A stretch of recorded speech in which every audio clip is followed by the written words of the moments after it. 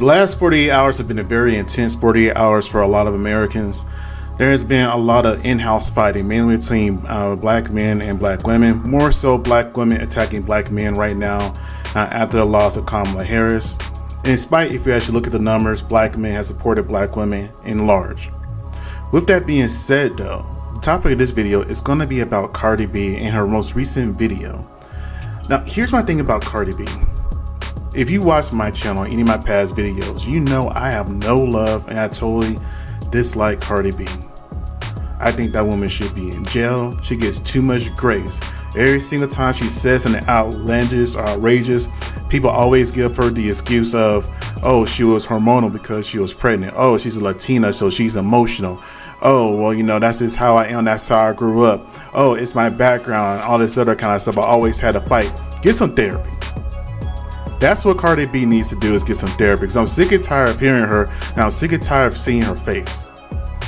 And when I said a few days ago that it was an embarrassment that she was on that political stage endorsing Kamala Harris, I 100% believed it, and I stand by that to this day.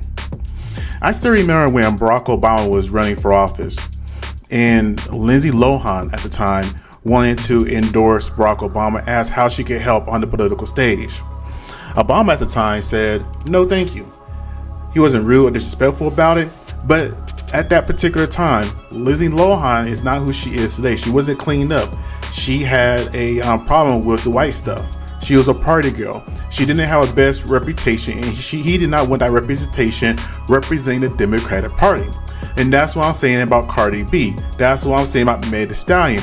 When you have these women out here who are promiscuous, liars, and felons, or should be felons, and you have them out there on a stage endorsing a woman who's supposed to be president, if that's what the potential president or the vice president think of the American people or black people in general, or black women, then no, she does not deserve an endorsement or respect. So Cardi B, like I said before, did more harm than good by being on that stage for Kamala. That was a bad choice to ever put her up there. Now, let me go ahead and continue with that. This is what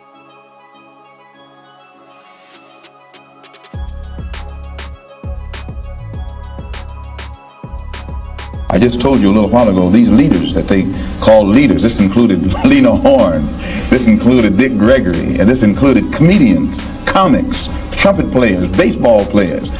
Show me in the white community where a comedian is a white leader. Show me in the white community where a singer is a white leader, or a dancer or a trumpet player is a white leader. These aren't leaders. These are puppets and clowns that have been set up over the white community and over the black community by the white community, and have been made celebrities and usually say exactly what they know that the white man wants to hear.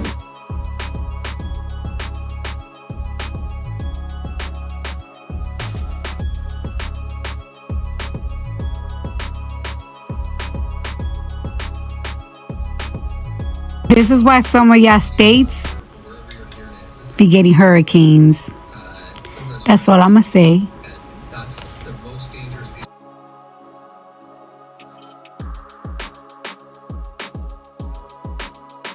This is why some of y'all states be getting hurricanes.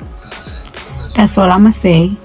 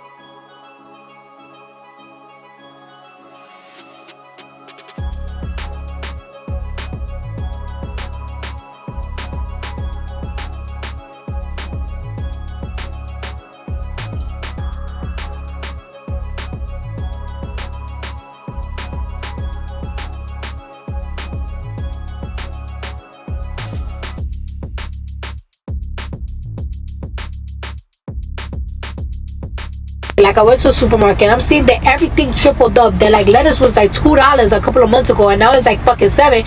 Of course I'm gonna say something.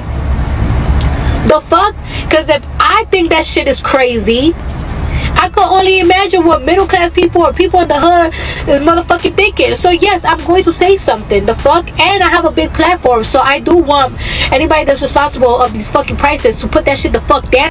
I don't give a fuck. I'm not endorsing no fucking presidents no more. Cause we could fund 2 wars. We could fund 2 wars. Talking about we don't got it, but we got it. Like, we're the greatest nation. No, the fuck we're not. We're going through some shit right now.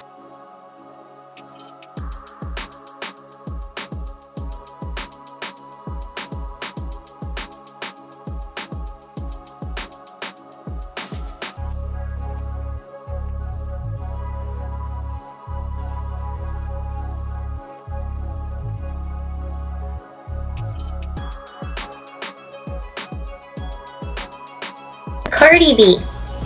So Cardi B has, as you know, she has publicly endorsed Kamala Harris right before the election.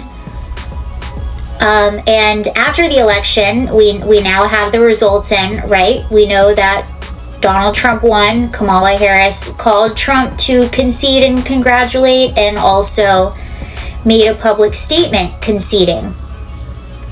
Well, Cardi B is not happy that Kamala Harris lost and has been very vocal about that throughout the day. And the latest post by Cardi B of her expressing her displeasure by the outcome of this election. Her last video, you can look it up, it's just like 5 seconds,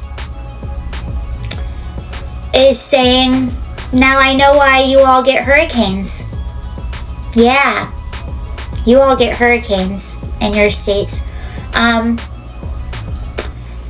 Essentially, what she was saying without saying it, if you read between the lines, is she was saying, you know, the people of North Carolina and Tennessee, because they tend to be mostly Republican, it's their fault that... Wow. Wow. Cardi B, I'm gonna just, I know I'm not your manager or your agent, but I'm gonna do you a solid right now, and I'm gonna speak on your behalf. This is for you, this is to help you. Take a seat, put the phone down, walk away, take a shower, take a walk. And if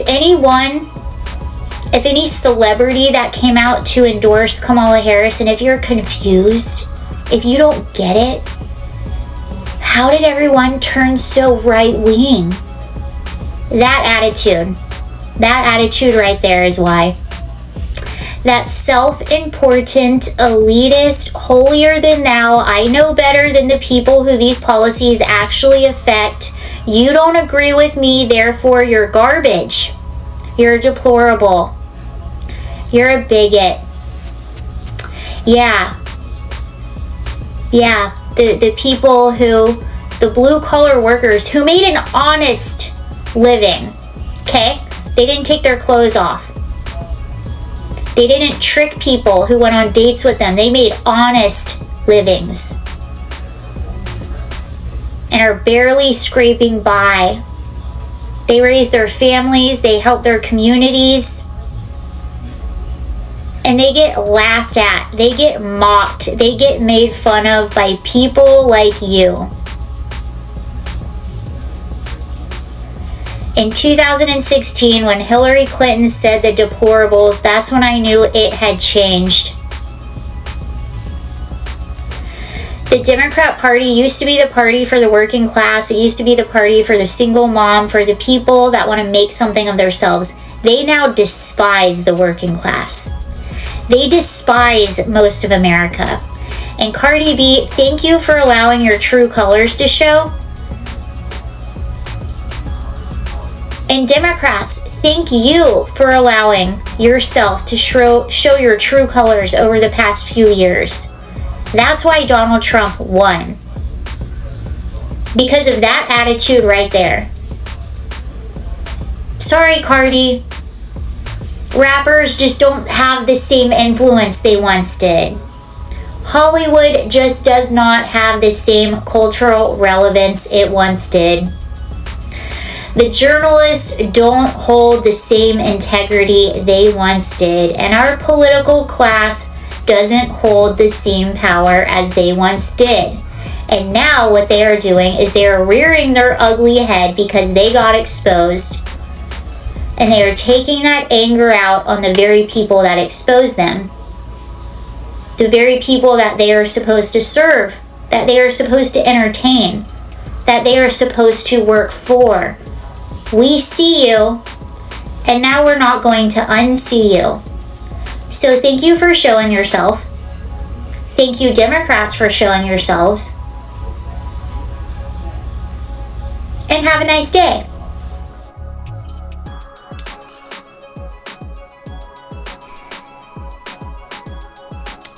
And that's the majority of how people feel. That's how the majority of people feel when they actually truly just stop and think about what's going on in the world right now.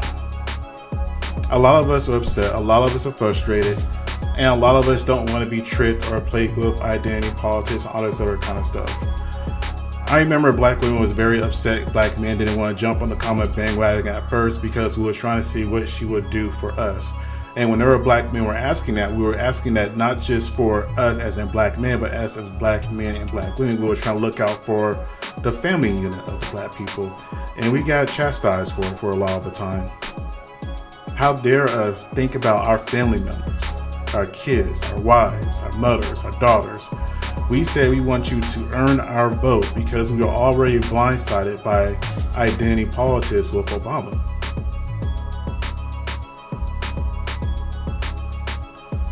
No, we're the second largest minority in the country. Our vote does matter, but it doesn't seem like it matters a lot of the time. And truthfully, I kind of wonder a lot of the time, are we really the minority? That's neither here or there right now. But as you can see, 295 to 226. That was early this morning when I checked the Associated Press. Trump won and crushed it pretty hard this time around. But there's nobody to blame but Kamala in the Democratic Party. Kamala ran a horrible campaign. I'll say it again. She ran a horrible, lazy campaign. For like the first, 35 days or 40 days, she didn't even make a speech. And any interview she did was a softball interview. Even Steve Harvey himself admitted that, hey, I'm going to give her another, a layup to make sure she gets this culture right so she could get into office. How did that work out? You don't sharpen a sword with wood.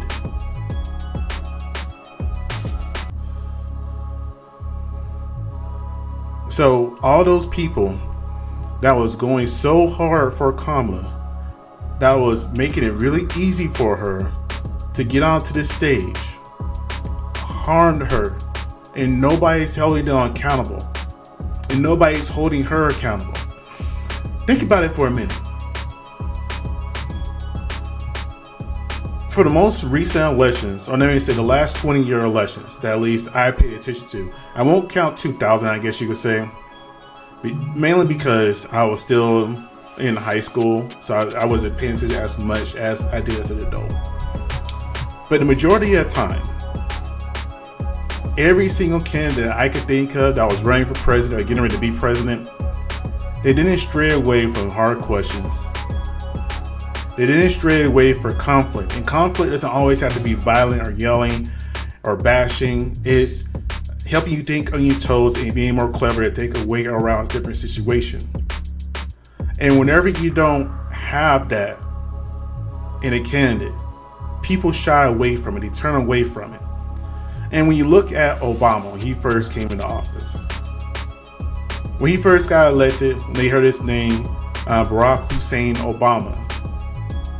And this is right not too long after 9/11, and we were still in a conflict overseas. People heard Hussein was like, oh, that's a terrorist. He must be a plug. And in fact, Donald Trump at one point in time was asking for birth certificates. Wanted to prove that he was actually a real U.S. citizen. But throughout all that conflict, did Obama stray away from it? No. Did he get any softball interviews? No. He may not have done anything for the Black American people like he indicated to, and he may switch his position on certain things I'm not going to touch on right now. But he didn't shy away from the hardships of what it meant to be a leader. And in fact, I can't think of another president that deported more people than Obama, maybe Trump now, because of what Harris and Biden did. I can't think of a man who has more bodies on him during his administration, because they was calling him the bomber-in-chief at one point in time because he was just bombing people left and right. When it came to Obama, he didn't shy away, he didn't run, and he pushed forward. When it came to Kamala, oh, we must protect her. We must help her. No. Not when you're going to be a leader of the most powerful nation on earth, supposedly.